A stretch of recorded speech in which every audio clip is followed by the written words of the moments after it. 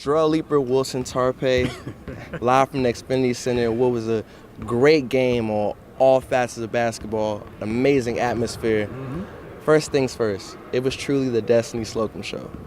She played a huge role. She did. It was the Maryland Terrapins on full cylinders. She played a huge role. Bree was amazing, Shatori was amazing, and equally, Destiny was amazing as well. Now, before we get into the whole game as a whole, the shot. Hey, look, man. We were sitting on press row. I tell Jerrell, I lecture Jerrell, I'm talking about on a regular basis. Every time we're at a game, especially with a team, you know, he kind of sort of favors or has a liking to, not to react on press row. I broke my own rule when Destiny hit that 65 to 70-foot shot less than 6 feet away from us. It was literally 5 to 6 feet away from us. So I grabbed Jerrell. Jerrell grabbed me. And we're both trying to get over the fact that, you know, as Jerrell commonly says, that we experienced that moment right there, that moment that Destiny delivered for Maryland at the end of the half. And I've been watching sports for a while, and I've been covering games with Wilson for a while. That's probably the biggest moment I've ever been a part of. Thus far, yes. Yes, thus far. Thus far. Absolutely. Now, all cylinders, defensively, they were phenomenal. Yes. Explain how they were able to take over defensively with West Virginia coming out with an early lead. I think the biggest thing is even though West Virginia got off to a good lead, you got to look at the other side that Maryland just wasn't shooting well. You know, they also declined they didn't do a good job, Maryland, of getting the ball into Bree. So because that wasn't going, you know, sometimes they took shots that they can make, but they weren't in the same type of rhythm as you saw later when the ball goes down to the post and it comes back out. The other thing for West Virginia, you know, the shots that they were hitting, while it was great, it was hard to sustain those shots with the type of defense that Maryland was playing. Maryland played great defense from opening tip until the closing buzzer. So even though those shots are going again, you never want to get in the habit of taking those tough shots because later they're not going to fall.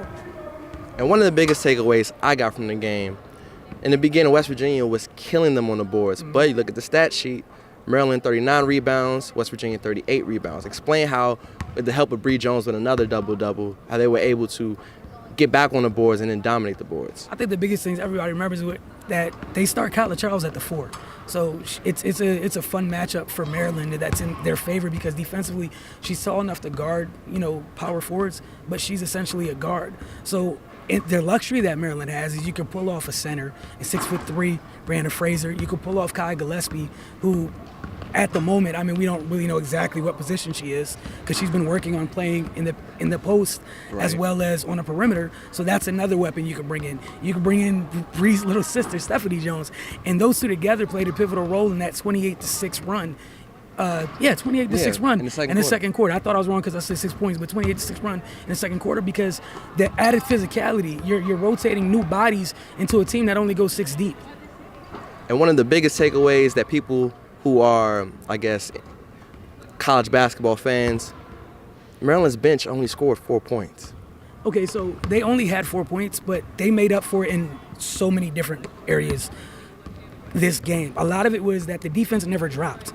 So like Sarah Myers came in to give Destiny a couple quick blows, a couple quick rests, but she didn't do anything wrong. She kept, nothing changed. So Maryland didn't lose anything. It wasn't like you went down 5 because Destiny was sitting. Sarah didn't mess anything up. She did her job. She came in, ran the offense. She stayed in front of her man, and that's all you could ask.